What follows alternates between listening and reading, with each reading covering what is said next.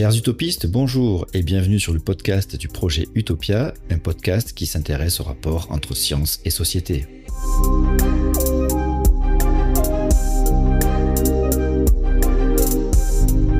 En lisant ou en regardant de la fiction, on ne pense pas forcément que celle-ci puisse solliciter notre esprit critique. Pire même, peut-être qu'en lisant des histoires de complot, d'aliens ou de fantastique, nous venons à croire que ces éléments ne sont peut-être pas si fictionnels que ça. Que ce soit par la forme ou le fond, la fiction est un puissant outil de réflexion sur le monde. Elle est également vectrice d'idéologies et de valeurs qui peuvent être interrogées, et elle peut même aller jusqu'à suggérer une vision complotiste du monde. Alors, qui de mieux qu'Antonin Adjé pour parler de tout ça ? En effet, Antonin est auteur de romans d'anticipation interrogeant notre société et les rapports humains, mais également doctorant sur le sujet du complotisme. Cette série de podcasts sera construite sur deux grands axes. Dans un premier temps, nous parlerons du lien entre fiction et complotisme, puis nous verrons dans un deuxième temps comment la fiction peut nous entraîner à user de notre esprit critique.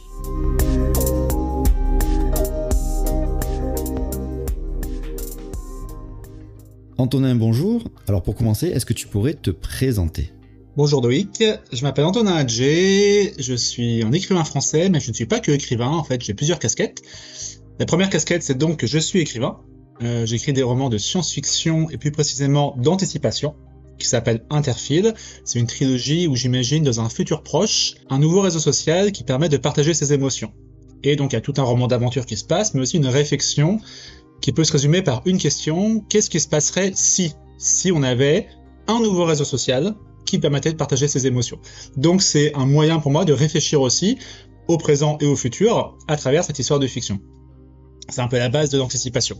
Donc voilà, ça c'est ma première casquette, c'est l'écriture, la narration, le roman.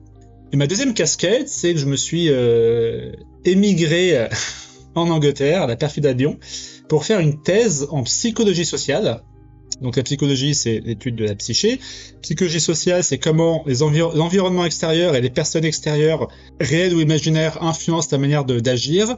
Et je me suis plus particulièrement spécialisé sur ce qu'on appelle les fameuses théories du complot. Pour définir très rapidement ce que c'est qu'une théorie du complot, c'est l'idée qu'il y a un groupe de personnes, ça peut pas être une personne, c'est un groupe de personnes, qui en secret conspirent pour manipuler, tromper, tuer un autre groupe de personnes. Après, la question c'est est-ce que c'est vrai, est-ce que c'est pas vrai ? Les psychologues se fichent de savoir si c'est vrai ou pas, ils se basent sur la croyance des gens, et les philosophes vont plutôt chercher, définir une théorie du complot comme un truc qui n'est pas prouvé par essence, par opposition au complot qui lui a été prouvé, comme le Watergate par exemple, puisque oui, les complots existent. Donc voilà mes deux casquettes, écrivain d'un côté, auteur de science-fiction, et doctorant en psychologie sociale autour des théories du complot, et plus précisément, parce qu'une thèse c'est forcément très précis, c'est l'interaction entre la croyance complotiste et la politique. Comment les valeurs politiques peuvent influencer les croyances complotistes, comment est-ce que les événements politiques comme les élections peuvent influencer les croyances complotistes, et donc je suis un peu à cette jonction entre politique et psychologie pour réfléchir autour des théories du complot. Super. Donc si je t'ai invité aujourd'hui, c'est parce que tu as effectivement ces deux casquettes, que tu t'intéresses donc à tout ce qui est fiction, narration, art narratif en général, je pense, pas que l'écriture, je pense que tu aimes aussi le cinéma, tu aimes aussi sûrement la bande dessinée, j'imagine, mais aussi donc du coup tu t'intéresses à l'esprit critique à travers cet intérêt que tu as pour le complotisme, et tu suis donc des personnes qui sont dans cette sphère là de l'esprit critique, etc., qui s'intéressent aussi au complotisme sur les réseaux sociaux, et c'est comme ça d'ailleurs qu'on s'est connus. Moi, ce qui m'intéresse aussi dans cette histoire, c'est que je me suis longtemps intéressé au cinéma, à la narration, j'ai fait un petit peu de bande dessinée, j'ai écrit des scénarios, etc. Et du coup, c'est aussi quelque chose qui m'intéresse, et c'est quelque chose que je pratique comme réflexion aussi dans le podcast Cinétique, avec d'autres camarades. On décortique en fait des films, et on les décortique un petit peu en faisant le lien avec des thématiques liées à l'esprit critique. Donc si vous ne connaissez pas, vous pouvez aussi jeter une oreille à ce podcast. J'allais dire un œil, mais non, une oreille. Et donc du coup, forcément, lorsque tu as fait ta conférence aux rencontres de l'esprit critique sur cette thématique, l'esprit critique et la fiction, je me suis dit que ce serait intéressant de creuser un petit peu plus dans un podcast, parce que forcément dans la conférence c'était un peu court. Tu avais fait une table ronde en fait, je crois. et une conférence sur le complotisme et la fiction. Et donc je pense que voilà, il faudrait répéter un petit peu ce que tu as pu dire en ces rencontres de l'esprit critique, et on va essayer d'approfondir ça aussi ensemble. Alors, en fait, déjà, il y a deux choses que je voudrais dire. La première, effectivement, c'est pourquoi tu m'as invité, pourquoi on a voulu faire ça. C'est aussi parce que, tu sais, je suis un grand cinéphile, j'aime bien lire, etc. J'adore les films, et aussi, durant cette fameuse période du Covid, qui est très liée au complotisme aussi, j'ai fait beaucoup de conseils d'écriture sur des réseaux sociaux parce que ça m'occupait et j'ai vite fédéré une communauté autour de ça. Et je dis ça parce qu'en fait, ça m'a permis de vraiment réfléchir aussi à la structure des histoires. Quand j'écrivais des livres avant, c'était un petit peu une sorte d'intuition qui me faisait écrire, une sorte de feeling. Et après, j'ai réussi un petit peu à mettre des mots dessus. Et c'est aussi là que j'ai réalisé que les ressorts narratifs étaient très proches des ressorts complotistes. Mmh. Et je propose de commencer par là. Ouais. Comment est-ce que, justement, la fiction représente le complotisme ? Comment est-ce qu'elle peut être un raisonnement complotiste, et même comment est-ce qu'elle peut être utilisée par les complotistes, parce que Matrix est un exemple flagrant là-dessus. Juste en petite introduction, j'aimerais parler un petit peu des biais cognitifs. Alors je ne vais pas définir ce que c'est, je pense que tout le monde qui écoute ce podcast le sait. On peut le faire peut-être en une phrase, quoi, rapide. Ouais. Donc un biais cognitif, j'ai pas envie de dire de bêtises parce que je sors la définition de mon chapeau, mais en gros, un biais cognitif, c'est une manière spécifique de pensée d'esprit, une sorte de raccourci de pensée pour arriver à un résultat plus rapidement, mais qui peut être soumis à des erreurs de raisonnement. Je sais pas si j'ai une bonne définition. Voilà. Oui, en fait, c'est lorsqu'il y a une erreur qu'on appelle ça un biais, sinon on appelle ça une heuristique, mais globalement, c'est cette idée que. Oui, alors qu'au final, on va avoir des. Ça peut être ce même processus cognitif, sauf que quand ça marche, c'est une heuristique de pensée. Quand ça marche pas, c'est un biais. Ouais, c'est ça. En gros, c'est une simplification et un raccourci en fait de réflexion, quoi.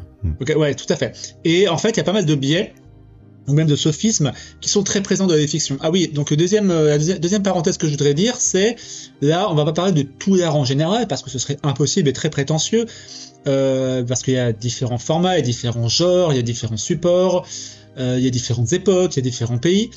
Donc là, je pense que automatiquement, même si on va essayer de voir un petit peu ailleurs, on va se réduire un petit peu à une production surtout occidentale, assez mainstream, comme ça peut parler aussi à des gens qui sont pas forcément cinéphiles, mais forcément ça réduit ça, c'est-à-dire que ce qu'on va dire là, ce que moi je vais dire sur comment est-ce que des biais sont représentés dans la fiction, il y aura forcément 15 000 contre-exemples, et c'est normal.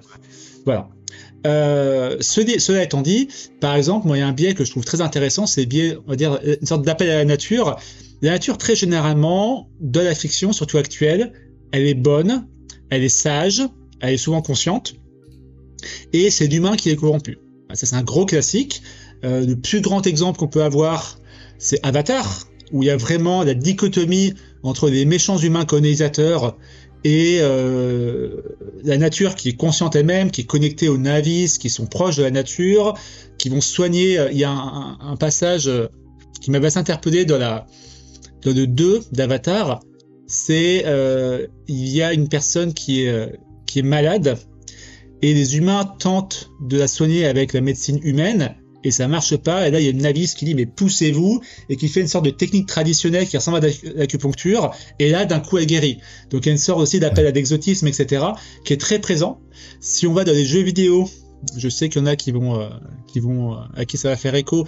Dans Final Fantasy VII, la nature est aussi consciente, d'ailleurs elle a une énergie propre qu'on lui pique, donc les humains corrompus et capitalistes lui volent, et qui l'affaiblit justement. Donc il y a vraiment ce biais de la nature qui est forcément bonne face à l'humain qui est corrompu, alors que l'une des réflexions d'esprit critique, c'est que le concept de nature, au final, c'est très flou, et en fait c'est quoi qui est naturel? Est-ce qu'une ferme c'est naturel? Intuitivement les gens vont dire que oui, la petite ferme avec le petit champ, alors qu'en fait c'est aussi une construction humaine, donc c'est toujours plus compliqué que ça. Un dernier exemple que je trouve très rigolo, c'est dans Rocky 3, où Rocky va affronter son ennemi russe dont j'ai oublié le nom, et lors de l'entraînement, il y a le méchant russe qui va s'entraîner avec des stéroïdes et une sorte de technologie humaine pour battre Rocky, et Rocky il fait quoi? Il va dans la campagne, il soulève des bûches, et donc il s'entraîne de la nature. Et il y a vraiment cette dichotomie encore qui se forme. Donc ça me semblait intéressant de jouer sur ce biais-là. Et un deuxième biais que je voulais dire un peu en introduction, c'est les biais statistiques. que j'avais évoqué dans mon intervention. En gros, le grand classique, c'est dans Star Wars 5, Han Solo dans Faucon Millennium qui va passer un champ de météorites. C3PO, qui est un petit peu la rigueur scientifique du film, qui dit il y a une chance sur 1 million que vous survivez. Han Solo, il s'en fiche, il va à l'instinct et il s'en sort. Donc il y a une sorte de biais statistique, de biais du survivant, je sais pas, qui montre qu'en fait c'est pareil. Le concept même de réalité statistique ne marche pas de la fiction, ce qui est normal, puisque le but c'est de faire une histoire qui, par définition, est incroyable. Donc voilà, donc déjà, voilà, on voit quand on joue un peu sur des biais et qu'on les applique à la fiction, on se rend compte que généralement la fiction va cocher beaucoup de biais, ce qui est pas déconnant, parce qu'en fait, ces biais sont séduisants parce qu'ils sont intuitifs aussi. Et une fiction se doit d'être séduisante. Ils sont communs à toute l'humanité, en fait. Donc, ils sont communs à l'humanité. Et s'ils fonctionnent si bien, si on les utilise au quotidien, c'est que ils ont un aspect très séduisant. Donc c'est normal de les utiliser de la fiction. Ça aurait été une moins bonne histoire si Han Solo s'était écrasé contre une météorite et qu'il mourrait comme ça. Donc c'est logique de les utiliser pour en faire une œuvre que l'on souhaite faire aimer au public. Voilà pour mon introduction sur les biais. Et je te propose maintenant d'aller directement sur la question du complotisme, de la fiction, qui est un peu le cœur de ce qu'on voulait voir. Comment sont représentés les complotistes de la fiction? Et quand on creuse, très généralement, ils sont d'abord moqués, alors qu'ils ont raison. Ils s'avèrent avoir raison. Ils basent leurs théories sur de l'intuition, sur un feeling, etc. Mais ils ont raison, le complot existe. J'ai fait une petite liste de films qui en parlent. Il y a Moonfall, qui est un film catastrophe, où il y a un complotiste qui a raison, la lune est bel et bien creuse. Non, ce complotiste, ce n'est pas Silvano Trotta. Total Recall, The Game, le film de David Fincher, La mort aux trousses de Hitchcock, Invasion Los Angeles, où le complot des aliens est vrai, Syriana, Minority Report, The Truman Show, Matrix. À chaque fois, quand il y a un feeling, quand il y a quelqu'un désigné comme complotiste dans l'histoire. Ah oui, il y a le dernier Kong et Godzilla aussi, où il y a un complotiste, un podcasteur, etc., qui a raison. Il a forcément raison. Mais avant-hier soir, en fait, donc c'est tout à fait récent, et j'ai pensé à toi. Je vais spoiler le film La Boîte Noire, donc si vous ne l'avez pas vu, passez juste, on va dire 30 secondes, ça va suffire. En fait, c'est exactement la même chose dans La Boîte Noire. Le mec, au début, c'est intéressant parce que je me suis dit, peut-être qu'ils vont jouer sur ce ressort-là de faire finalement un film anti-complotisme, parce qu'il perd sa famille, il perd son travail, il perd ses amis, même la dernière journaliste qui le suivait, qui avait besoin de ces informations, elle le lâche parce qu'elle voit qu'il a fait des erreurs et qu'il n'a pas de confiance. Et en fait, je me dis, wow, c'est intéressant parce que du coup, on voit les conséquences en fait du complotisme. Ouais. Sauf que dans les dernières 25 minutes, il s'avère qu'il se trompait pas. Il y a un exemple que j'aime bien aussi. Alors, on est sur une série qui s'appelle La Flamme avec Jonathan Cohen, qui est la seconde saison du Flambeau, où Jonathan Cohen et plein de candidats sont lâchés sur une île. C'est une parodie de Koh-Lanta. Et dedans, il y a un complotiste qui est devenu une usine à mème. De même, comme par hasard, c'est lui. Et qui est complètement ridicule, qui croit vraiment à la Terre est plate, les aliens, etc. Et là, tu te dis, bon, d'accord, c'est vraiment une figure pour se moquer des complotistes, sauf que, spoil, mais vraiment, c'est pas... À un moment, il ouvre une porte, et il y a un complot avec un alien, etc., etc., et il y a vraiment un complot, en fait, et il va disparaître. La CIA va l'arrêter et va le remplacer par une... Comment on appelle ça, un doppelganger, donc un double qui ne lui ressemble pas du tout d'ailleurs, et c'est le ressort comique de la fin de la saison. Mais donc ce complotiste, même ridicule, avait raison. Alors ce qui est intéressant quand on est sur l'esprit critique, c'est que généralement ces complotistes de la fiction ne se basent pas sur un raisonnement, on va dire, très solide. C'est vrai, le complotiste de La Flamme, c'est juste qu'il croit n'importe quoi. Il y a aucune... Et je crois qu'il y a une raison... il s'est brouillé avec son frère, ou je sais pas, je crois qu'il y a une raison émotionnelle à ça. Mais ce qui est intéressant, c'est que voilà, c'est que c'est pas via une enquête rodée comme ont été faits les véritables complots. La découverte des véritables complots. Je sais pas, le Watergate, les Panama Papers, par exemple, on peut appeler ça un complot aussi. C'est via un raisonnement beaucoup plus solide, d'accumulation de preuves, voilà, etc. Là, c'est le contraire. Je pars du principe qu'il y a un complot et il s'avère que j'ai raison. Oui, je vais relier en fait tout ce qui me semble aller dans ce sens-là, et je vais le mettre ensemble, et du coup, c'est la preuve que c'est raisonnement motivé par excellence, quoi. Ouais. Et donc, dans la fiction, c'est la même chose, ouais. C'est ça, c'est exactement ça. Ah oui, c'est exactement ça. C'est un pur raisonnement complotiste. Alors, il y a deux, trois contrepoints que j'ai trouvé quand même. Il y a un film qui s'appelle, alors je vais spoiler, je suis désolé, mais Under the Silver Lake, où Andrew Garfield joue de héros, et justement, il part dans un délire complotiste qui, à ma connaissance, est faux. Mais ça rend le film un peu décevant, au final. Même moi, tu vois, je me suis dit, ah, c'est dommage. Donc, c'est assez intéressant. Je crois que The Big Lebowski parle de complots qui sont plus ou moins pas avérés. Ouais. Et Inherent Vice aussi, de Paul Thomas Anderson. Et le point commun de ces trois films, j'ai l'impression, c'est que ce sont vraiment des anti-héros. Et on veut plutôt montrer leurs errements psychologiques et sociaux que véritablement l'enquête. C'est-à-dire que le cœur de l'histoire, c'est pas justement s'ils ont raison ou pas, c'est un peu leur perdition, quoi. Oui. Donc la grande question, c'est pourquoi est-ce que dans les fictions, les théories du complot sont vraies? Et ben j'ai une explication, enfin j'ai une théorie à ça, mais je sais pas si je t'en parle maintenant, parce qu'avant je voulais voir deux trois autres éléments. C'est toi qui est-ce que vois, je donne la réponse à cette question, ou est-ce que je mets un peu de suspense? Oh, le suspense, c'est un outil narratif, donc on va utiliser très bien, le suspense. Donc vous saurez ça d'ici quelques minutes, ne quittez pas. C'est ça. Ce que je voulais te proposer après, c'est parler de 2-3 outils aussi. En fait, là, on a vu la figure complotiste de la fiction. Ah oui, j'ai oublié de parler, on peut en parler aussi, il y a des films qui vont traiter de théorie du complot, notamment JFK, qui est vraiment le film complotiste par excellence. Et ce qui est intéressant, c'est qu'il y a des films comme Les Chèvres du Pentagone ou Syriana qui ont une patte extrêmement réaliste. Syriana, ça se passe vraiment, c'est une sorte de conflit géopolitique, etc., mais qui vont aussi accréditer le complot. Et JFK, c'est très particulier parce que Oliver Stone est complotiste. En tout cas, sur JFK, il est persuadé que la version officielle du tueur isolé n'est pas vraie. Donc JFK, c'est John Fitzgerald Kennedy, oui, qui a été assassiné en 62 ou 3, je crois. 3, je crois. Et qui a généré l'une des plus grandes théories du complot, il y en a plusieurs d'ailleurs, sur sa mort, puisque la version officielle, c'est un tueur isolé qui l'aurait abattu d'un immeuble. Mais il y a des éléments qui sont bizarres, mais ce qui est vrai. Et il y a beaucoup de théories complotistes qui sont apparues, qui impliquent soit la mafia, soit les communistes, soit les anticommunistes, soit la CIA, etc., etc.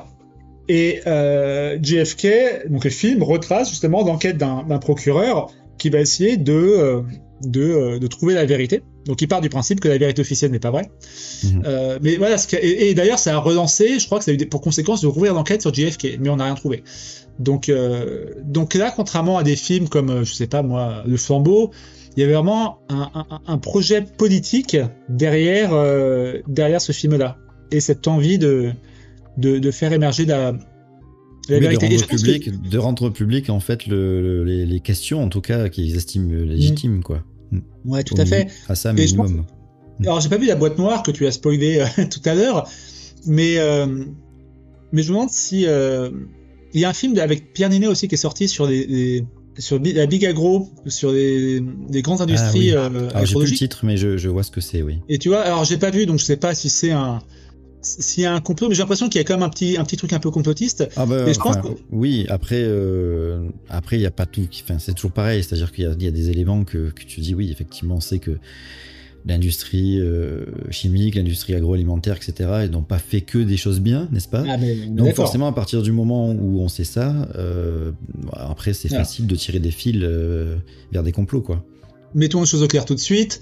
Big Pharma a fait des choses horribles, Big Agro a fait des choses horribles, de manière générale, des gens puissants ont fait des choses horribles, ce qui peut expliquer une partie du complotisme. C'est pas forcément complètement irrationnel d'avoir une méfiance envers les gros laboratoires pharmaceutiques. Ça, c'est une évidence. La deuxième évidence, c'est que les complots, ça existe vraiment. C'est beaucoup moins présent, c'est beaucoup moins ambitieux que des gros complots qu'on peut imaginer. C'est-à-dire que c'est souvent des complots beaucoup plus restreint de l'espace et de temps, parce qu'un complot plus grand en fait ne tiendrait pas, il y aurait trop de personnes impliquées. Donc les complots existent, c'est un fait. Il y a des erreurs et des horreurs qui ont été faites par des grands groupes, etc. C'est un fait aussi. Mais ce que je voulais dire, c'est que je pense que c'est des films qui vont utiliser le complotisme pour justement, non pas juste comme un outil de fiction, mais aussi pour dénoncer réellement des choses de la réalité. Oui, c'est un outil politique, quoi, finalement. Oui, bah oui, de toute façon, les films sont des outils politiques, on en parlera plus tard aussi, c'est une évidence. Alors avant d'expliquer l'une de mes hypothèses sur pourquoi est-ce que le complotisme est aussi puissant dans les fictions, j'aimerais parler de 2-3 outils narratifs qui sont très connus, et en fait montrer que même si un film ne parle pas de complotisme ou de théorie du complot, il utilise des ressorts complotistes, il utilise une logique complotiste. La première chose, c'est ce qu'on appelle le fusil de Tchekhov. Alors, fusil de Tchekhov, donc Tchekhov, c'est un dramaturge russe qui a établi une règle et qui a dit, en gros, si tu vois un fusil dans le premier acte, il faudra s'en servir dans le quatrième. En gros, ne mets pas des objets ou des éléments qui ne seront pas utiles au bon déroulement d'histoire. Alors, ce concept d'écriture... En tout cas, ne porte pas l'attention dessus s'il n'est pas utile. Quoi. Oui, c'est ça. C'est-à-dire que s'il y a un fusil accroché au mur, c'est qu'on va s'en servir. Sinon, sinon tu mets pas de fusil accroché au mur. En fait, c'est un principe d'économie. C'est un principe d'économie. Voilà, en gros, ne mets pas des choses qui sont inutiles. Alors, moi, je pense que c'est utile le théâtre, de la fiction, au cinéma. Je pense que c'est moins utile dans les livres où justement tu peux plus te permettre d'aller dans le détail, de la description, etc. Mais bon, c'est un outil qui est très utilisé de la fiction contemporaine, surtout cinématographique. Un exemple très simple, si une personne qui ne tousse pas habituellement se met à tousser, globalement, elle a un cancer. Oui. Ah, tu vois, le premier épisode de Breaking Bad que j'ai revu il y a pas longtemps. C'est très lent. Hein. Ouais. Il commence à tousser, hop, il a un cancer. Et en fait, c'est fusil de Tchekhov. Il peut pas juste tousser parce que, je sais pas, il avale une poussière et donc il tousse, comme on fait dans notre réalité au quotidien. Ce genre d'élément-là. Oui, parce que ça va attirer l'attention en fait du spectateur et il faut pas que ce soit inutile, quoi. Oui, c'est ça. Mais après, c'est un peu le serpent qui se mord la queue. C'est parce qu'on est habitué à prêter attention à ces détails que quand il y a pas de suite à ces détails, on est frustré. Donc c'est un peu, c'est aussi parce qu'on a établi ce principe que maintenant on est dans ce principe. C'est une sorte de. Oui, puis typiquement, c'est comme un enregistrement podcast, quoi. Finalement, c'est-à-dire que je vais gommer tous les Exactement. etc. Qu'on va pas entendre. Donc là, c'est la même chose au cinéma. On coupe en général quand il y a quelqu'un qui tousse, mais on considère que c'est une erreur et il faut refaire, quoi. Toi et moi, quand on parle, des fois on dit voilà, on s'arrête comme ça. T'as jamais ça de la fiction. S'il y a c'est qu'on veut révéler quelque chose, que la personne justement a peur, elle tremble, elle est intimidée. Alors que je peux dire dans une discussion avec toi sans ressentir ces choses-là. C'est juste que je suis dans le fil de ma pensée. Donc ça, c'est fusil de Tchekhov. Il y a un autre nom qui s'appelle le setup et payoff. C'est grosso modo la même chose. C'est que tu vas préparer des événements futurs avec des indices. Un film qui fait ça à merveille, c'est Mad Max Fury Road, où par exemple, tu vois, je sais plus de mémoire, t'as la marche du camion qui est en train de se défaire, et 10 minutes plus tard, quand une des héroïnes va poser pied dessus, elle va tomber, et l'héroïne va tomber par terre. Ça, c'est setup payoff, c'est un peu pareil que le fusil de Tchekhov. Et ça, c'est une logique un peu, j'ai envie de dire, complotiste, parce que le complotiste va justement voir des indices dans les détails. Si Obama fait un signe bizarre avec les mains, ça veut dire quelque chose. Alors c'est juste peut-être pour des raisons complètement aléatoires qu'il a fait ce signe-là.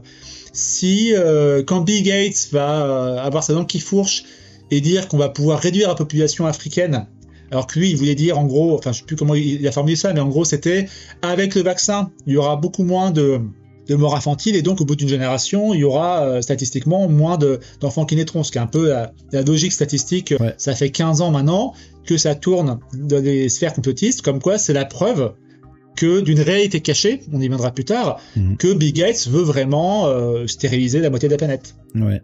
Mais d'ailleurs les complotistes ils utilisent des fois le terme, ça arrive parfois, de scénariste, c'est que le grand scénariste qui a prévu tous les événements en fait, etc. Ah ouais. Donc c'est intéressant, j'ai déjà lu plusieurs fois ça. Il parle de grands scénarios ou de grands scénaristes qui prévoient finalement tous les fils qui tendent comme ça pour établir leur complot, quoi. Tout à fait. Et en fait le résumé c'est que le hasard n'est jamais hasardeux de la fiction. Et voilà, en fait tout a un sens, en tout cas dans les histoires un peu classiques. tout a un sens, tout a une logique. Et ça, c'est exactement ce que va faire un complotiste qui va essayer de donner du sens, alors que la réalité est beaucoup plus bordélique, hasardeuse, aléatoire que ça. Il y a plein de... Sauf qu'on va retenir que des éléments... voilà. On va essayer de donner du sens à tout ça. Donc, la logique même de la fiction traditionnelle, où tout a un sens, où tout est mis pour une raison plus tard, etc., est utilisée aussi dans le complotisme pour arriver pour valider une théorie. Et le dernier concept qui est très très poche du fusil de Tchekhov, c'est ce qu'on appelle le foreshadowing. Certains diront que le fusil de Tchekhov est une forme de foreshadowing. Foreshadowing, c'est en gros, c'est pareil, c'est mettre des indices à un moment qui permettront de prédire quelque chose plus tard. La différence que moi je fais avec le fusil de Tchekhov, c'est que pour moi, le foreshadowing ne s'inclut pas dans l'univers diégétique, donc de la fiction en tant que telle, mais c'est vraiment l'auteur qui fait un clin d'œil au lecteur à travers la fiction. Je vais donner un exemple. Il y a une alliance qui se fait entre deux tribus dans une histoire, mais au moment où c'est traité, il y a un immense orage. D'accord ? Et en fait, ça symbolise que cette alliance ne va pas faire long feu, et qu'ils vont à nouveau se faire la guerre. Ça s'inclut pas dans l'histoire, puisque, à moins qu'il y ait une puissance divine qui contrôle le climat, c'est vraiment pas un indice pour les personnages que quelque chose va se produire. Par contre, c'est un indice que va donner l'auteur au lecteur. Voilà. Ouais. Donc le foreshadowing, c'est une sorte de clin d'œil méta au-delà de la fiction que fait l'auteur au narrateur, selon moi. Et ça, c'est pareil. Ça sous-entend qu'il y a un grand architecte. Ça sous-entend qu'il y a un scénariste. Et c'est très présent, encore une fois, dans le complotisme, où il y a des petits indices. Le fameux vent des globes. Ah là là, c'est un indice qu'on nous donne. Et d'ailleurs, tous les... Oui, alors, faut expliquer. Ils vendent des globes. Ça veut dire que ça veut dire qu'ils essayent de nous faire croire à travers ce vent des globes que en fait la Terre est un globe, alors qu'en fait on sait très bien qu'elle est plate. Exactement. Voilà. Et ce foreshadowing, on retrouve, il y a beaucoup de, les indices, la numérologie, quand tu vois parfois sur quelle base s'appuient des complotistes, ça va être vraiment le fait que, comme par hasard, si tu additionnes tous les chiffres, si tu additionnes tous les chiffres de 11 septembre 2001, ça fait le signe du diable, ça fait 666 ou j'en sais rien. C'est vraiment des choses qui sont méta, entre guillemets. Et autant un créateur peut mettre ses indices volontairement de la fiction en clin d'œil, autant là, si c'était vrai, si par exemple le complot est arrivé le 11 septembre pour volontairement donner un indice vis-à-vis du signe du diable, c'est compliqué, quoi. Donc voilà, vraiment cette idée d'indice au-delà des apparences pour nous signaler la vérité. Je dis ça, juste une parenthèse, je veux pas qu'on pense que je pense que les complotistes soient stupides, etc. Il y en a certainement, mais comme dans toute catégorie humaine. Et c'est pareil, on parle de certains ouvrages, mais on parle aussi de certains complots. Il y a des théories du complot, des croyances complotistes, qui sont beaucoup plus ancrées dans le réel, qui sont beaucoup plus, je vais pas dire légitimes, mais voilà, par exemple, il y a une idée, par exemple, que le sida a été créé par l'homme pour attaquer des minorités. J'ai pas envie de m'invoquer ce genre de théorie du complot, je ne pense pas que ce soit vrai, mais je pense qu'il y a des raisons sociologiques, historiques qui expliquent ce genre de croyances. Donc pour moi, c'est pas le même type de complot que penser que la Terre est plate, voilà. Et même ça, je ne manquerai pas d'étatiste, c'est pas mon but, c'est juste pour expliquer un petit peu le raisonnement et pour préciser un peu de choses par rapport à ça. Et le dernier point que je voulais dire, il y a 2 points que je voulais dire encore. Il y a un effet que j'aime bien, que j'ai appelé l'effet Spider-Man. Est-ce que tu sais ce que c'est que l'effet Spider-Man ? Non, mais tu vas m'expliquer ça parce que ça a l'air intéressant. C'est un truc que j'ai créé à ma sauce. Spider-Man, comme par hasard, est toujours personnellement connecté à littéralement tous ses ennemis. Si tu vas voir dans les films, par exemple, le premier méchant de Bouffon Vert, c'est de perdre son meilleur ami. Ouais. Je parle des anciens Spider-Man, parce que nous sommes une génération que les moins de 20 ans ne peuvent pas connaître. Le deuxième, c'est son ancien mentor. Le troisième, c'est le meurtrier de son oncle et son rival journaliste qui est Venom et son meilleur ami. Pareil, le lézard de Amazing Spider-Man, c'est son ancien professeur, etc., etc. Et en fait, il est toujours relié à ses ennemis. Il y a 2 raisons à ça. La première raison, c'est le principe d'économie. On revient un peu sur la logique du fusil de Tchekhov, c'est il faut que ce soit simple. Et qui dit simple dit, on enlève des intermédiaires. On va on va pas créer 15 000 personnages, on va en créer quelques-uns qui auront plusieurs fonctions. Ça, c'est une règle utile aussi de la fiction, c'est pour pas perdre ton lecteur avec plein de personnages, plutôt que d'avoir, par exemple, je sais pas, l'oncle de ton héros, et l'inventeur d'une technologie, et le méchant secret de ton histoire, plutôt que d'avoir 3 personnages, par souci d'économie d'efficacité, en fait, c'est ton oncle qui est un inventeur et qui en fait est un méchant. Ça rend les histoires très efficaces. Par contre, ça la rend beaucoup moins réaliste parce qu'il y a c'est quand même pas de chance quoi que ton oncle soit à la fois un inventeur et un méchant. Ça arrive pas à tout le monde quoi. Oui voilà, c'est ça. C'est le principe de l'histoire. Et la deuxième raison, c'est que ça rend l'enjeu personnel. Si le Bouffon Vert n'était pas meilleur ami de Peter Parker, il y aurait moins d'enjeux. Il y aurait moins d'enjeux émotionnels. C'est pour ça que très généralement, c'est la copine du héros qui se fait kidnapper et pas une personne random. Dans une ville qui va exploser, il y a aussi la fille du héros ou le fils du héros ou les parents du héros. En fait, l'idée c'est un peu une phrase c'est "This time it's personal". Cette fois c'est personnel. Regarde Fast and Furious. Dans chaque Fast and Furious, le méchant c'est une ancienne connaissance de Dom, Dominique Toretto, qui est joué par Vin Diesel. Parce que, alors, certains diront que c'est une facilité. Je fais partie de ces gens-là, mais en tout cas c'est extrêmement efficace. Mais ça renforce cette idée que tout est connecté, tout le monde se connaît, etc. Ça renforce cette logique que tout a un sens et que les gens autour de nous ont des vies cachées, mais aussi, voilà, ça rentre dans une logique un peu complotiste, que tout se passe autour de nous en fait. Et pour conclure, avant de révéler pourquoi je pense que le complotisme est aussi puissant dans les fictions, j'aimerais parler du concept de l'outsider ou de l'underdog. L'outsider, c'est celui qui n'a pas beaucoup de chances de réussir, mais dans lequel tu vas miser des espoirs. Et c'est extrêmement présent dans la fiction. Si la personne qui gagne est celle dont on savait qu'elle allait gagner depuis le début, c'est pas très intéressant. Par contre, la personne... je te reprends parce qu'en fait on sait qui c'est qui va gagner dès le début parce qu'on la suit. Oui, mais on nous fait croire qu'en fait ce sera. Mais c'est un moyen d'identification, je pense beaucoup. C'est des personnes lambda en général à qui il leur arrive des choses extraordinaires, ils se révèlent. Absolument. Voilà. En fait, il y a deux choses à ça. Parce qu'on sait qui va gagner, de même qu'on sait que généralement les héros ne meurent pas ou ce genre de choses, ou on sait qu'on va trouver coupable, sauf dans certains films. Mais il y a toujours ce double jeu de la fiction qui est on sait qui va gagner, mais on fait croire qu'on ne sait pas. Oui. Il y a toujours, en fait, cette duplicité est nécessaire. Oui, il y a toujours un moment où, mince, en fait, il va peut-être perdre. Oui, voilà, tout semble perdu, etc. Alors, ce qui est intéressant, c'est que les films, pour moi, qui vraiment se démarquent du lot, c'est ceux qui vont justement rompre cet effet. Ouais. On va en parler plus tard. Memory of Murder, pour moi, sort du lot parce que justement, tout laisse à penser que, et en fait, non. On y reviendra plus tard. Et même dans une saga classique comme Avenger Endgame, la saga Avenger, pour moi, le film qui sort du lot, c'est Infinity War, parce que c'est les méchants qui gagnent. Temporairement, mais ils gagnent. Oui. Et donc, une série qui sort du lot, c'est Game of Thrones, parce que les héros meurent. Donc, en fait, les fictions qui, moi, vont me plaire, c'est celles qui, justement, jouent avec cette duplicité de on sait qui va gagner, mais on fait croire que non. Et en fait, finalement, ce qu'on pensait se réaliser ne se réalise pas. Oui. Bref, pourquoi je dis tout ça ? Il y a toujours cette idée que celui qui gagnera à la fin, c'est celui qui n'est pas donné gagnant au début. Voilà, c'est comme ça que je peux dire. C'est David contre Goliath. C'est ça. C'est Rocky.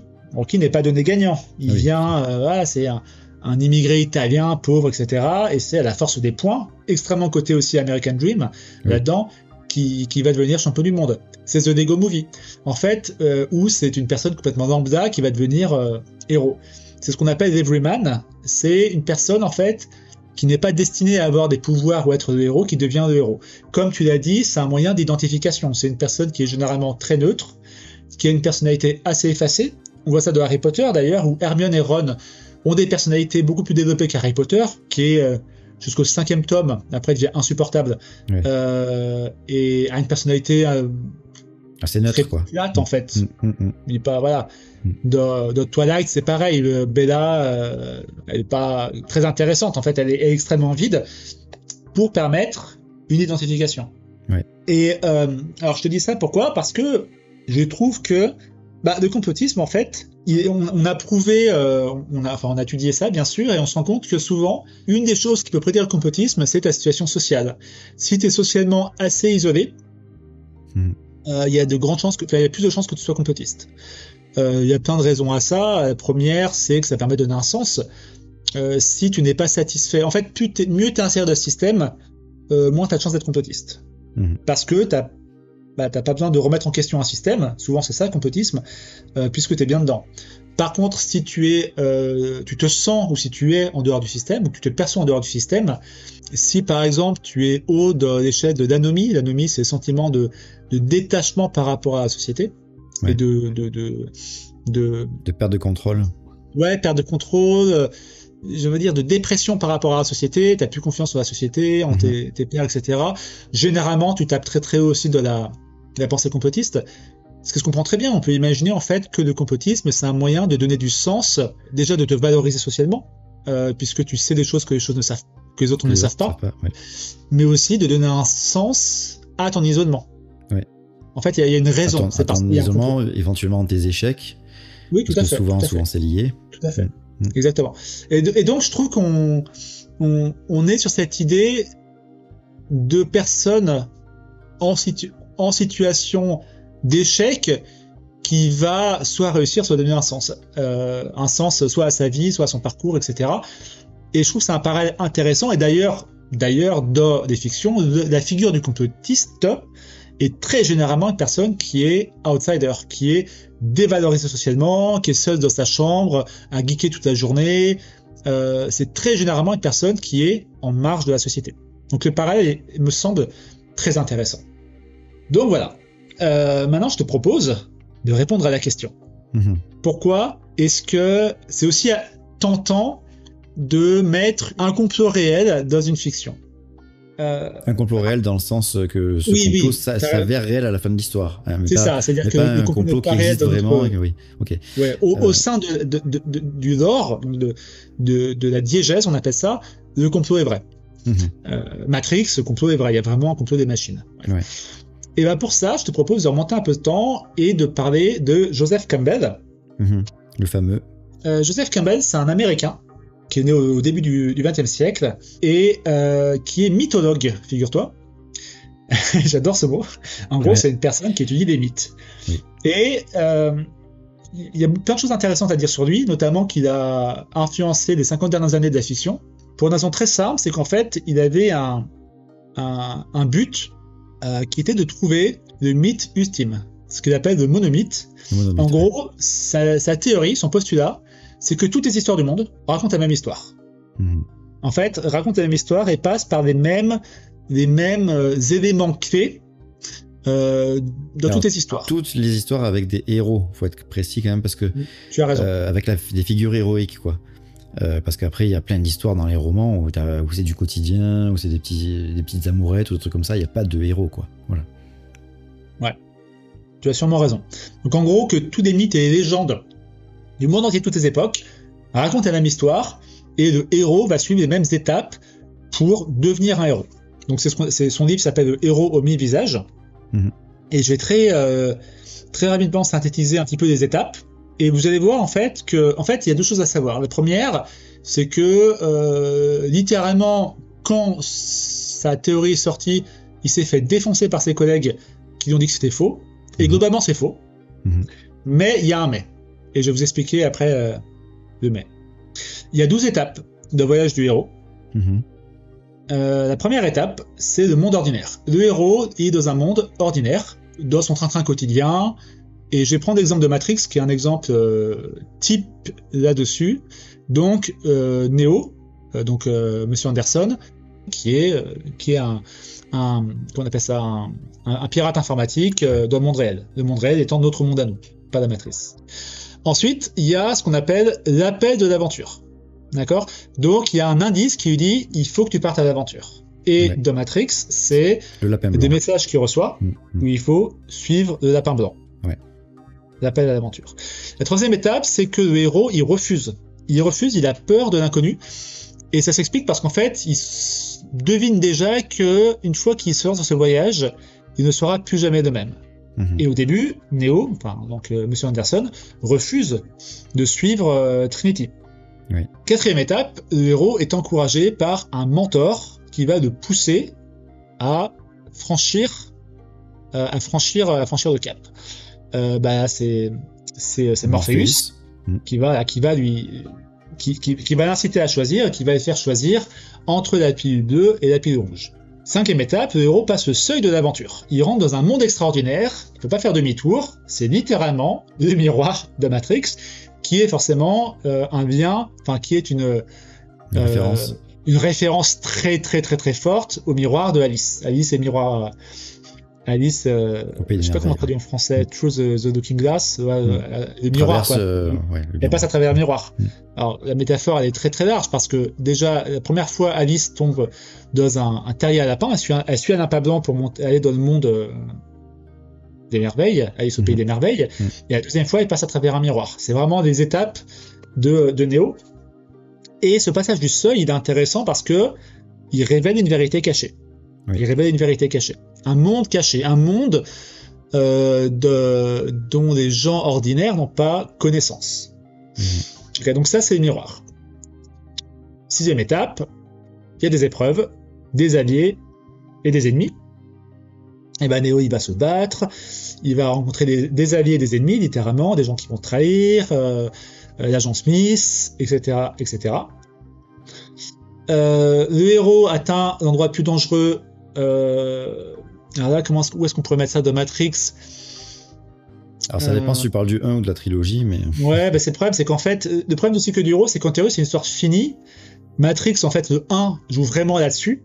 Mais après, il fallait faire des suites, et donc ils vont rouvrir ce cycle du héros. Et souvent, je pense, ça c'est une théorie très personnelle, c'est pour ça que les histoires numéro 2 de beaucoup de trilogies, notamment, sont très mauvaises, parce qu'en fait, ils sont obligés de rouvrir une porte qui était fermée, qui était efficacement fermée, et généralement, ils vont déconstruire ce qui s'est passé dans le premier pour remettre un intérêt dans le 2. Pour justifier qu'il y ait une suite, quoi. Ouais, dans Matrix, c'est vraiment ça. Dans le 2, finalement, c'est pas vraiment des vues. Voilà, on est obligé de déconstruire le 1 pour donner d'intérêt. L'un des films qui a complètement évité ça, c'est Terminator, où James Cameron a eu l'intelligence géniale de pas refaire le tome comme le 1, mais de faire en sorte que Terminator soit cette fois un allié. Il a fait pareil d'ailleurs pour Alien 2, Aliens, où il n'a pas fait une redite du 1, il a étendu l'univers. James Cameron est très très bon pour faire des suites. Ouais. Sauf, Avatar, moi j'ai un peu de mal, mais ça c'est un autre débat. Justement, il veut pas faire une redite du 1, il va à chaque fois agrandir l'univers. Ce qui n'est pas le cas de Matrix, malheureusement. C'est pour ça que 2 est beaucoup moins bien, je pense. Donc ouais, l'endroit le plus dangereux, j'imagine que c'est l'affrontement avec les agents, à la fin. Étape 8, le héros affronte la mort. Neo se fait littéralement cribler de balles. Étape 9, alors il s'empare de l'objet de sa quête, et c'est quand il prend conscience qu'il est l'élu, donc il y a le baiser Trinity qui va le ressusciter. Et en fait, l'objet de sa quête, c'est l'acceptation en fait de ses pouvoirs, d'accepter que c'est un élu. Donc il accepte qu'il est élu, il détruit les agents, notamment l'agent Smith. Et après, donc là, ça change un peu de Matrix. L'étape 10, c'est qu'il prend le chemin du retour. Étape 11, il revient du monde extraordinaire. Le chemin du retour, oui, parce qu'il retourne dans la matrice finalement, puisqu'on le voit à la fin. Oui, c'est ça. En fait, il y a juste l'étape 11, l'étape 10, où il prend le chemin du retour, qui est pas très présente de Matrix, parce que c'est pas suivi. Alors c'est contraire à ce que j'ai dit plus tôt, mais c'est pas quelque chose qui est suivi au cordeau. Oui. Étape 11, il revient du monde extraordinaire, transformé, c'est devenu un élu. C'est ça. Et étape 12, il revient dans le monde ordinaire, et il utilise les objets de la quête pour améliorer le monde. La fin de Matrix, c'est Neo qui est dans le monde ordinaire. L'objet de sa quête, c'est le fait que ce soit un élu, et il va voler, littéralement, pour montrer au monde, pour améliorer le monde. Donc voilà, c'est vraiment... il va voler en fait, démontrant qu'il a acquis des compétences que les autres n'ont pas. Démontrant qu'il y a une matrice, il va mettre à profit son nouveau pouvoir pour changer le monde en fait. Ce qui ne sera pas le cas, puisque finalement... oui. J'ai pas vu le 4, mais dans le 3, c'est pas ce qui se passe. Alors, qu'est-ce qu'on peut tirer de tout ça? La première chose, c'est que globalement, ce que disait Campbell, c'est pas vrai. C'est-à-dire que non, pas du tout. C'est pas du tout le cas de toutes ces fictions. Même tu vas de la mythologie grecque, à la rigueur, l'histoire d'Héraclès, ça peut jouer. il y a une sorte d'épreuve, il va au mont Olympe à la fin. Ulysse mais en fait, aussi, éventuellement, ouais. Ouais, non mais t'en as, mais en fait le problème c'est qu'il a fait, moi je pense, une sorte de biais de confirmation, ou une biais du survivant, c'est qu'il a validé sa théorie, avec tous les mythes qui validaient sa théorie, et il a mis de côté le reste. Et en fait il s'est fait complètement défoncer par ses collègues, sauf que il y a un jeune réalisateur qui écrivait une petite histoire qui aura absolument aucune influence dans le paysage contemporain, qui a lu la thèse de Joseph Campbell, qui a tellement aimé qu'il a modifié son histoire par rapport à ça. Et ce petit réalisateur sans importance, c'est George Lucas. Et c'est Star Wars. Et Star Wars suit les étapes du cycle du héros. Oui. Luke Skywalker est dans un monde connu, avec son oncle et sa tante, appel à l'aventure avec les droïdes. Le mentor, ça va être Obi-Wan Kenobi. Alors, il y a un truc qui est pas inclus dans le cycle du héros, mais qui est souvent très présent, c'est la mort du mentor, pour laisser la place au mentee, donc à la personne qui est mentorée, pour arriver un peu pour se révéler en fait. Il y a beaucoup d'histoires, le mentor va mourir en cours de route, souvent des mains du méchant principal, et c'est à la personne qui a été entraînée, qui est le véritable héros, d'affronter le méchant principal, de venger le mentor et de dépasser le mentor. Donc c'est exactement ce qui se passe dans Star Wars, avec Obi-Wan Kenobi. C'est ce qui se passe dans Matrix. Morpheus ne meurt pas, mais il se fait kidnapper par l'agent Smith. Et même dans un film comme Kingsman Service, si tu connais, le mentor meurt des mains du méchant principal, et c'est au héros de venger le mentor en devenant plus fort que lui.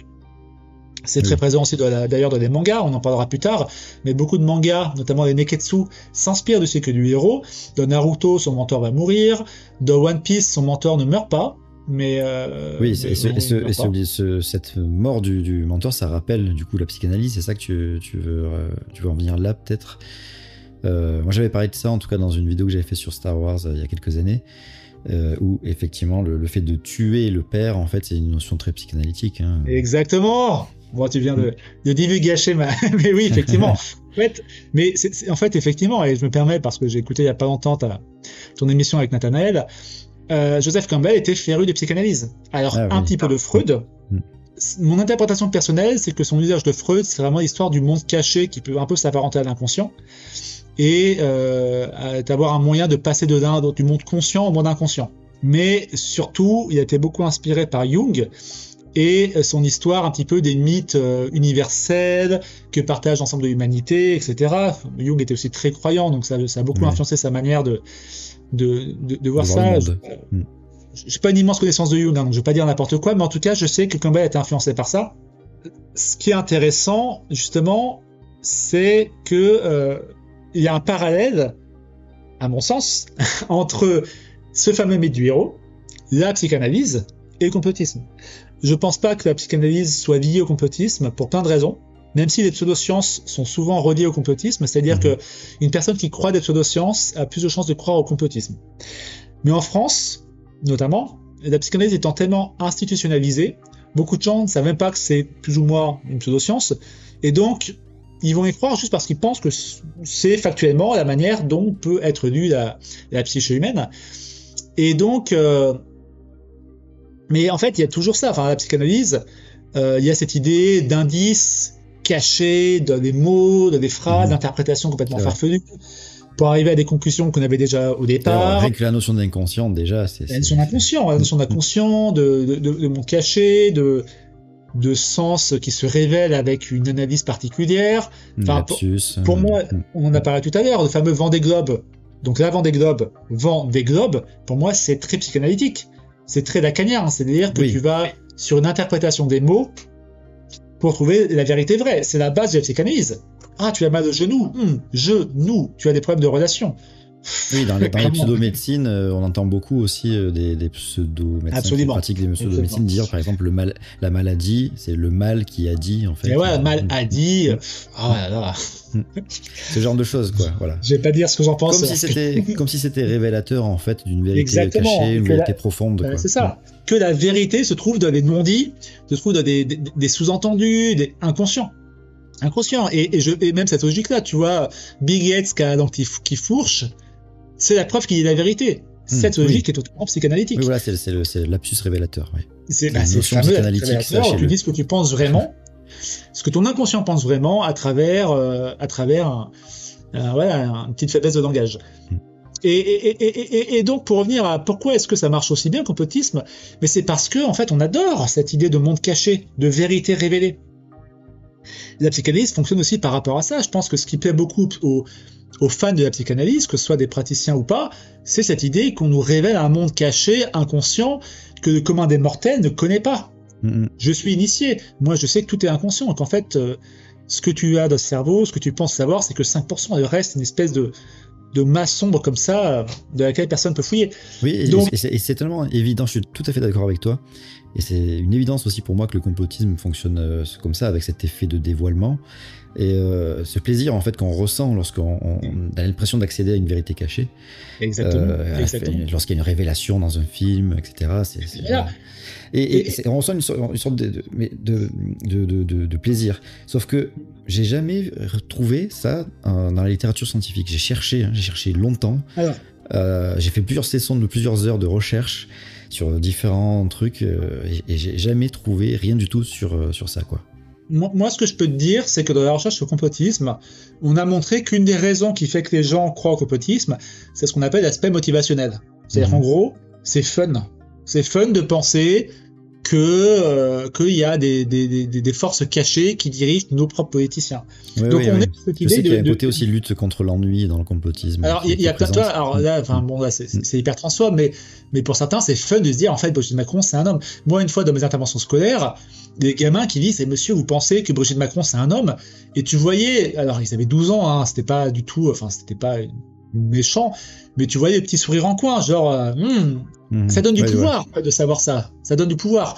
Et donc je sais pas l'état des connaissances là-dessus, mais en tout cas je sais que l'aspect motivationnel est important pour croire au complot, ce qui m'étonne pas. Et bon, même sans être de la revue scientifique, la littérature scientifique, moi-même, quand tu vois un film qui est bien fichu, où à la fin il y a un coup de théâtre qui te révèle un truc que tu aurais dû voir depuis le début, bien sûr. C'est super cool en fait. C'est juste super fun. Il y a des films comme ça qui ont marqué des générations avec ce genre de par exemple, dans Star Wars, spoil, ou un bon polar, où en fait il y a un film qui s'appelle De la maison de François Ozon, et Lucchini dit une phrase très intéressante parce que c'est un peu un film méta sur l'écriture, et il dit une bonne fin, c'est quand tu te dis je ne m'y attendais pas, mais ça ne pouvait pas se passer autrement. Et je pense que c'est exactement ça. Et donc il y a cette idée d'utiliser le foreshadowing pour essayer des indices assez faibles pour que le lecteur ne se rende pas compte en première lecture, mais qu'une fois qu'il a la révélation, d'un coup ces indices qu'il n'a pas vus sont évidents. Et ça marche très très bien. Là je suis en train de tu vois, là je revois Breaking Bad, et dès le début en fait tu vois des indices comme quoi le mec est juste imbuvable. Sauf que quand tu vois pas ça en première lecture, parce que tu as plus de l'empathie pour lui. Oui, donc tu te dis en fait s'il est imbuvable, c'est peut-être parce qu'il est pas bien, quoi. Oui, parce qu'il a cancer et qu'il a pas le choix, le pauvre. En fait, dès le début, tu vois qu'il couve, quoi. Et donc, pourquoi est-ce que ça marche bien, le complotisme? Non pas parce que les réels sont des complotistes, c'est juste que c'est parce que c'est hyper efficace. Cette idée de vérité cachée qu'on nous révèle, c'est hyper efficace. Et d'ailleurs, c'est pas que le complotisme. Les histoires qui jouent sur le paranormal fonctionne très bien quand il est révélé que le paranormal existe vraiment, par exemple. Je sais pas, il y a X-Files, j'ai pas vu X-Files, mais je sais un peu de quoi ça parle. Alors il y a cette idée complotiste, très très présente, mais je pourrais pas trop en parler parce que j'ai pas creusé le sujet, mais il y a cette idée aussi de paranormal, d'alien, cette révélation de vérité cachée, que ce soit juste un complot ou juste un monde, je sais pas, Harry Potter. Harry Potter n'est pas une histoire complotiste, mais le fait de découvrir qu'il y a un monde caché où il y a de la sorcellerie, c'est juste grisant en fait. C'est grisant. C'est vrai, tout à fait. Moins quand on apprend un petit peu les opinions de l'autrice de Harry Potter, mais en tout cas... Mais la découverte de l'œuvre, en tout cas, oui. Oui, non mais bien, voilà. On devient curieux en fait, c'est-à-dire il y a tout un monde qui s'ouvre à nous en fait, donc forcément c'est on est des explorateurs. On est des explorateurs, et le complotisme, c'est un moyen d'explorer des mondes cachés au final.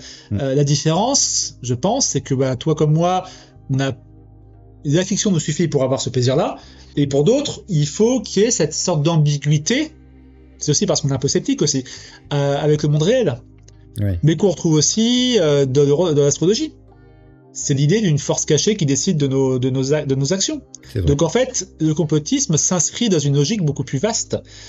Et d'ailleurs, c'est pas un hasard si des gens qui croient aux pseudosciences ou au paranormal ou à l'astrologie ont plus tendance à croire aussi aux théories du complot, parce que je pense que ça appuie sur les mêmes ressorts. Ce qui est intéressant, c'est que je pense pas qu'il y ait de lien entre les gens qui adorent les histoires de fiction et les théories du complot. Je pense pas que là on puisse trouver un lien, parce qu'il y a une différence fondamentale, c'est que d'un côté c'est une fiction, de l'autre côté c'est supposément vrai.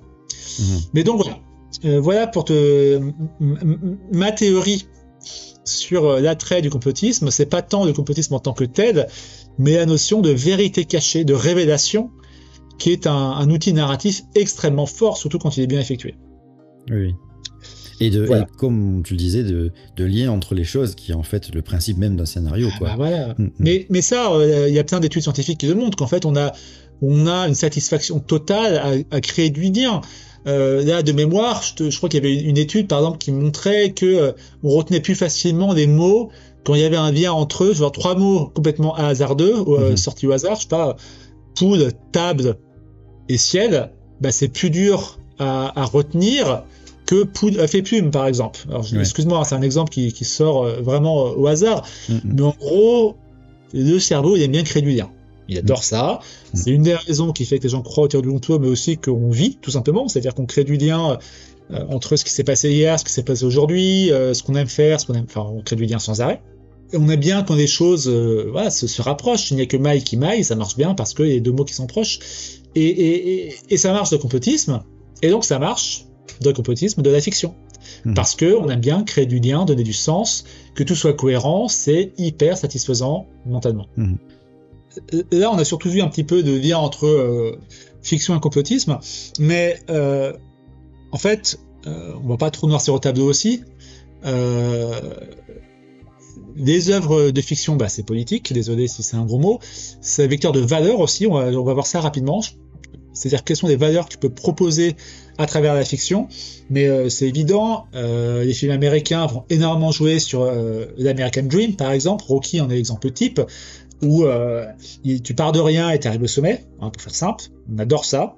On est encore sur l'Outsider qu'on a vu plus tôt. On a beaucoup parlé aussi de la recherche du statu quo. Il y a une excellente chaîne YouTube qui s'appelle Bosch Geek. Oui.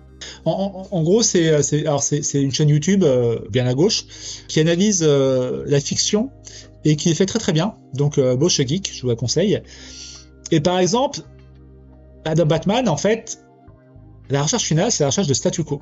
Le statu quo, c'est hyper présent. C'est-à-dire que le but, c'est pas tant de changer la société, c'est d'en remettre un état au même état qu'avant. C'est-à-dire que Batman ne va jamais se débarrasser des méchants complètement. La raison est très simple, c'est que s'il n'y a plus de méchants, il n'y a plus d'histoire. Donc c'est très très basique.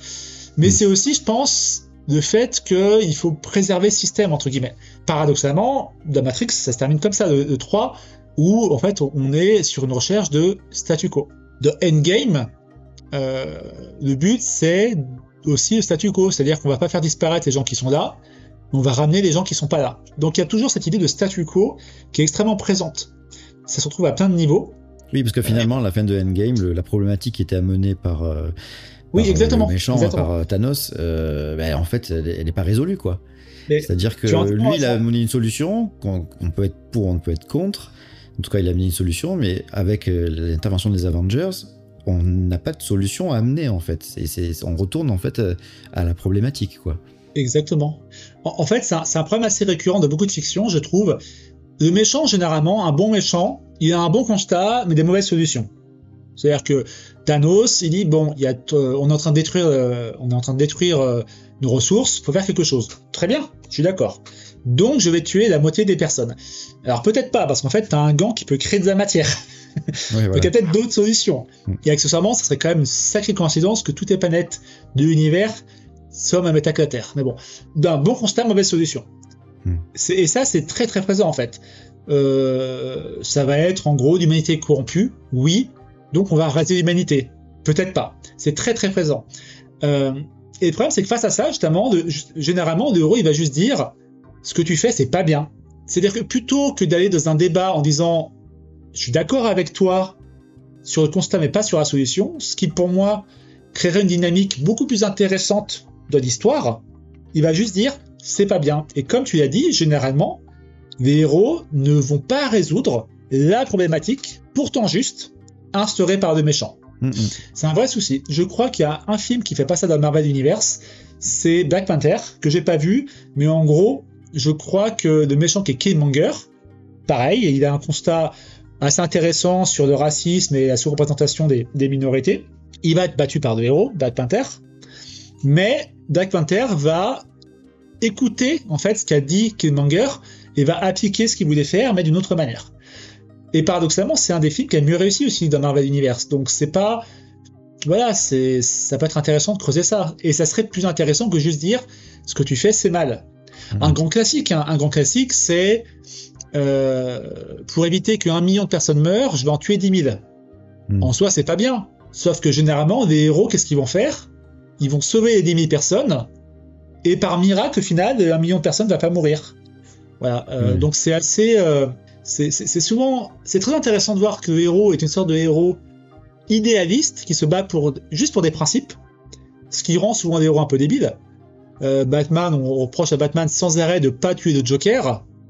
Alors moi je suis contre la peine de mort, hein, c'est pas un souci, mais ça devient ridicule. C'est-à-dire qu'en fait, il est mis à Arkham Asylum, il sort toutes les 2 semaines, il tue 10 000 personnes, il y retourne. Faut trouver une autre solution, quoi. Mais ah non, il faut pas tuer. Très bien, faut pas tuer, mais voilà. Donc ça rend les héros assez ridicules et les méchants souvent pertinents. Et on revient à cette idée de statu quo. En fait, pourquoi le Joker il se bat sans arrêt? Pourquoi est-ce qu'il peut pas être tué? Parce qu'il faut une prochaine histoire. C'est très présent dans des séries. Dans des séries qui se passent... En fait, quand tu crées une série, tu sais pas combien de saisons tu vas faire. Donc il faut que la situation d'origine, qui est un peu la base, persiste aussi longtemps que possible. Et donc il faut que dans The Office, il y ait toujours Michael Scofield, avec Jim et avec l'autre. Il faut que dans The Big Bang Theory, il y ait toujours les geeks et la jolie fille. Il faut que dans I Met Your Mother, il y ait toujours Sted qui cherche la mère de ses enfants. Et on arrive à une sorte de... Il y a plein d'astuces en fait qui sont faites pour donner l'illusion que l'histoire avance alors qu'elle n'avance pas. Vraiment, fais l'exercice, je passe sur The Office, il y a 10 saisons, oublie les 2 dernières parce qu'il n'y a plus Michael Scofield. Regarde au début de chaque saison, on est toujours au même endroit. Et pourtant, il te donne l'impression que les choses évoluent au sein de l'histoire. Et une des clés que j'ai remarqué pour prouver ça, c'est que très généralement, la fin du premier épisode de n'importe quelle série anticipe la fin de la série. J'ai spoilé 3 séries pour ça. I Met Your Mother, The Big Bang Theory, Scrub. I Met Your Mother, à la fin de l'épisode 1, Ted est amoureux de Robin. Il finit avec Robin. Big Bang Theory, Leonard est amoureux de Penny. Ils finissent ensemble. Friends, à la fin de l'épisode 1, Ross demande à Rachel si elle veut sortir avec lui. Dernier épisode, ils se remettent ensemble. Et donc il y a toujours cette idée de boucle à boucler et de revenir à la base. Et c'est nécessaire parce qu'en fait, tu sais pas combien de temps va durer la série. Et donc il y a plein de raisons idéologiques pour maintenir le statu quo, parce que c'est aussi consensuel le statu quo. Chaque camp a fait des erreurs, etc. C'est plus consensuel que dire faut tout détruire et tout recommencer. Donc il y a des raisons de séduction d'un public très large, il y a des raisons idéologiques et des raisons narratives qui est que on a besoin de garder cette situation le plus longtemps possible parce qu'on a encore peut-être 15 saisons à faire là-dessus. Voilà. Ah oui, non, juste un petit point parce qu'on avait dit qu'on parlerait un petit peu des autres histoires, juste pour des vecteurs politiques, les shonen, donc les mangas pour jeunes garçons au Japon, sont plus précisément les neketsu, sont à la fois influencés par le cycle du héros, mais aussi en fait ont été mis en place, enfin se sont inspirés de récits de samouraïs et ont été mis en place après la Seconde Guerre mondiale pour mettre en avant des valeurs patriotiques, de dépassement de soi et de travail collectif, parce qu'il fallait reconstruire le pays. Le Japon était très mal en point après la Seconde Guerre mondiale, c'est le moins qu'on puisse dire. Et ça a commencé avec les mangas de sport, donc vraiment de dépassement de soi, etc. Et en fait, quand tu creuses, et ça a persisté jusqu'à maintenant, en fait, la plupart des mangas encore présents, des shonen, mettent beaucoup en avant le travail collectif. Généralement, le héros est entouré d'une équipe. Oui. Et la volonté. Dans One Piece, c'est tellement explicite qu'il y a toute une trame narrative qui s'appelle la volonté du dé. C'est-à-dire que les personnages qui ont un dé dans leur nom de famille ont une volonté à part, notamment le héros, Luffy, qui va dépasser ses limites à chaque fois à force de volonté. Sangoku, qui est un peu le héros classique du manga de combat de Dragon Ball, dépasse, donc il est Super Saiyan 1, 2, 3, 4, 5, 46, à force de volonté, et d'entraînement, et de travail collectif avec Vegeta, etc. Tanjiro de Demon Slayer, c'est pareil, il affronte des ennemis qui sont bien plus forts que lui, mais à force de dépassement, il y arrive, etc., etc. Donc, je pense qu'il ne faut pas réduire, bien sûr, les histoires à leur dimension politique. Je pense que tu peux adorer un truc, un film, un manga comme Dragon Ball, sans être complètement, influencé par les vertus patriotiques que veut dépasser le manga. Tu peux apprécier Céline sans être antisémite. Mais c'est intéressant de réfléchir là-dessus parce que il y avait une intention derrière ça. Et même si aujourd'hui, en 2024, il n'y a plus cette attention aussi forte, comme les histoires s'inspirent des histoires précédentes, forcément ça persiste. Tiens, un dernier point sur la psychanalyse, on appelle ça un trope. La plupart des psys dans les fictions sont des psychanalystes. Oui, c'est vrai. Tu mets les gens sur les vivants. Ouais. Et ça, c'est parce qu'aux États-Unis, dans les années 80, la psychanalyse était super à la mode, alors qu'en France, elle n'était pas trop. Puis ça s'est inversé. La psychanalyse a percuté aux États-Unis et s'est développée en France. Et en fait, quand tu veux représenter un psy, la manière la plus simple de faire, c'est de mettre un divan et un mec dessus, qui parle à un psy. Donc c'est devenu une sorte de symbole. Oui, c'est une représentation courante. Classique, et donc, du coup, cliché. Exactement. Et c'est pour ça que tu as un trope qui s'appelle Every Psy is tous les psys de la fiction sont des psychanalystes. Et après, ce qu'on va aller, de la deuxième partie, ça va être un petit peu aussi comment est-ce que on peut utiliser la fiction, on va dire, pour affûter son esprit critique, affûter sa réflexion. Parce que là, on a vu des fictions qui vont un petit peu jouer sur nos biais, sur nos heuristiques, sur notre satisfaction à la cohésion. Mais en fait, on peut aussi challenger un petit peu des gens, les faire se remettre en question, les faire avoir un esprit critique plus acéré, et on va voir en deuxième partie un petit peu comment est-ce qu'on peut jouer là-dessus.